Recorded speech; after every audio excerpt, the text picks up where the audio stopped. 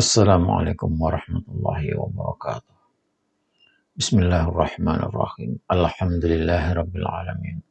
Allahumma shalli ala sayyidina Muhammad wa ala alihi wa sahbihi ajmain. Amma ba'd. Saudara-saudara sekalian yang saya hormati dan saya cintai. Doa saya semoga kita semuanya selalu dalam keadaan sehat walafiat. Diberikan kekuatan dan kemampuan untuk selalu istiqomah menyatakan bahwa yang benar itu adalah benar dan memperjuangkannya. Menyatakan bahwa yang salah itu adalah salah dan berusaha untuk melenyapkannya.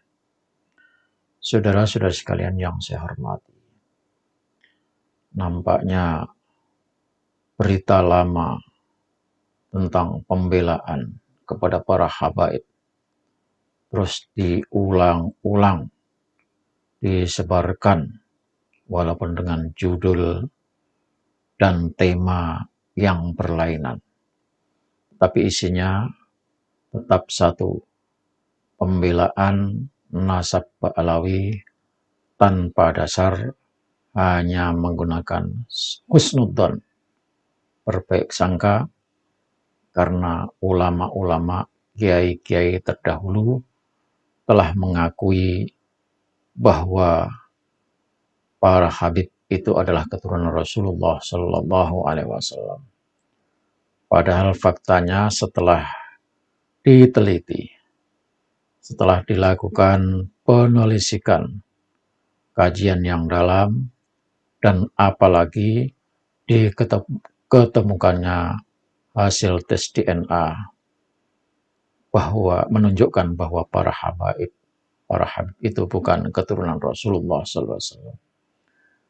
Mengingat pesan yang terus diulang-ulang untuk meyakinkan padahal itu sesungguhnya adalah kebohongan, maka kebohongan harus juga dilawan. Kebohongan yang disampaikan secara terus-menerus lama-lama akan diterima oleh umat. Karena itu perlawanan, antitesanya seharusnya juga diulang-ulang untuk melawan kebohongan itu. Karena itu izinkan saya menyampaikan apa yang sudah saya sampaikan tentang pembelaan salah seorang pengurus Nahdlatul Ulama, Dr. Kiai Haji Fakhrur Razi, yang pesannya terus diulang-ulang, tulisannya terus disebarkan melalui grup-grup WA. Mari kita lawan narasi kebohongan itu dengan pemahaman yang saya sampaikan berikut ini. Tulisan tersebut sebenarnya sudah dijawab oleh banyak pihak, termasuk oleh Bapak Kiai Haji Nur Akhya secara lisan. Namun izinkan dalam kesempatan ini saya juga ikut mengkritisi tulisan Bapak Dr. Kiai Haji Ahmad Fakhrur Razi tersebut. Ada banyak hal yang disampaikan oleh beliau, termasuk dalil-dalil, sanggahan-sanggahan yang sebenarnya sudah disampaikan oleh para habaib, tapi diulang lagi oleh beliau. Itu disebutkan dalam tulisan beliau. Tetapi cukuplah 3 hal saja yang saya kritisi di sini.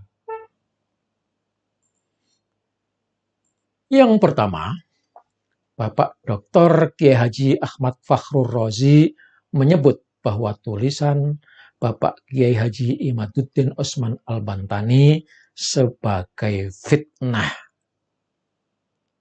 Mohon maaf Pak Kiai, saya orang bodoh, tetapi bolehlah saya berpendapat. Kalau yang namanya fitnah itu Pak Kiai adalah tuduhan, ucapan yang disampaikan tanpa data, tanpa bukti, tanpa kajian. Itu namanya fitnah. Fitnah itu mengada-ada, membuat isu tidak berdasar dengan tujuan menjatuhkan atau merusak nama baik. Itu fitnah.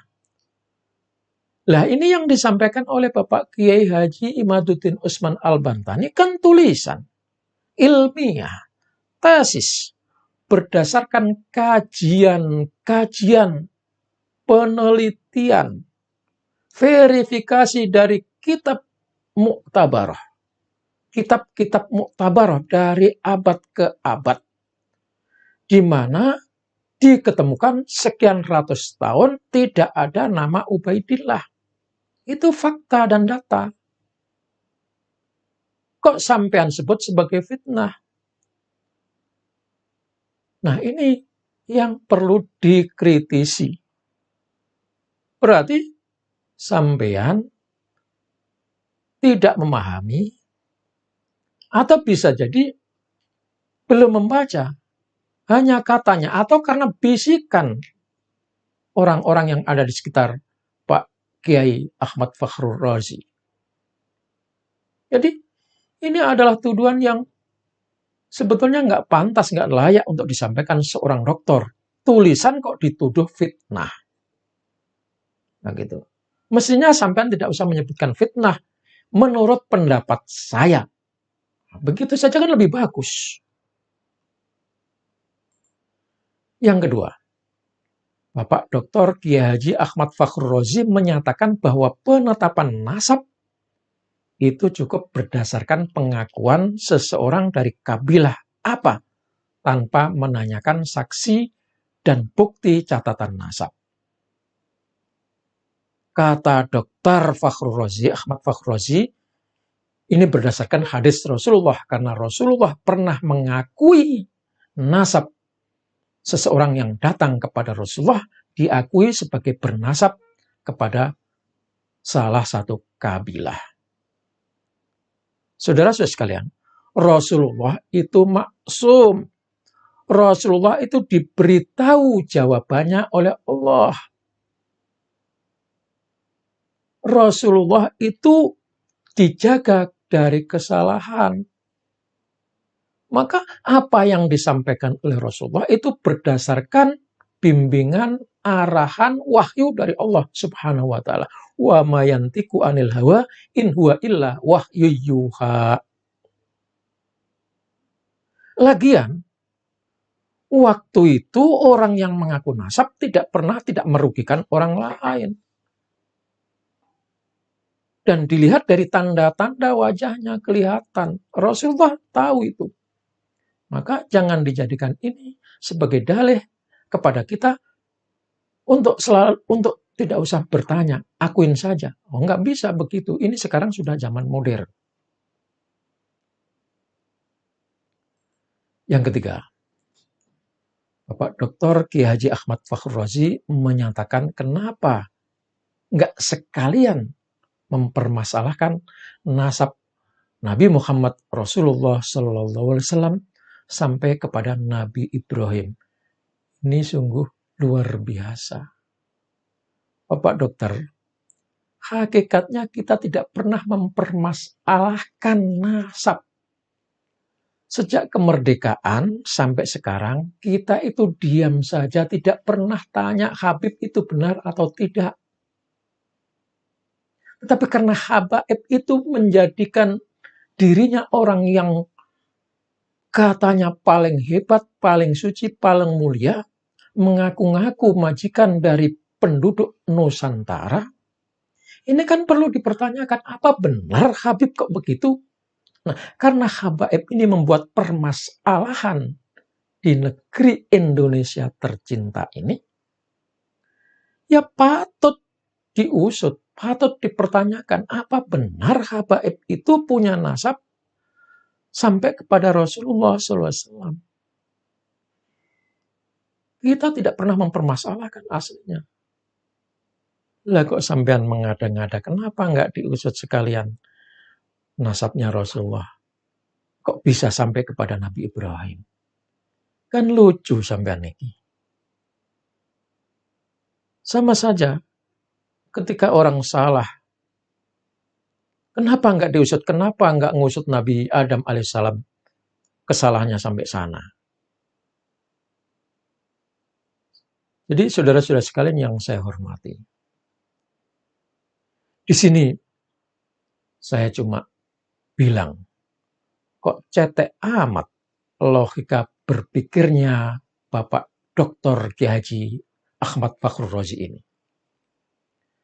Apakah beliau ini hidup di zaman modern atau masih hidup di zaman jahiliyah, di mana orang tidak boleh bertanya, di mana orang tidak boleh mengetahui dan harus menerima apa adanya, seperti orang-orang zaman dulu yang ketika ditanya, jawabnya, qala abaunal awwalun. Demikianlah bapak-bapak kami dulu mengatakan itu. Saya ya tinggal ngikut saja. Nggak bisa sekarang.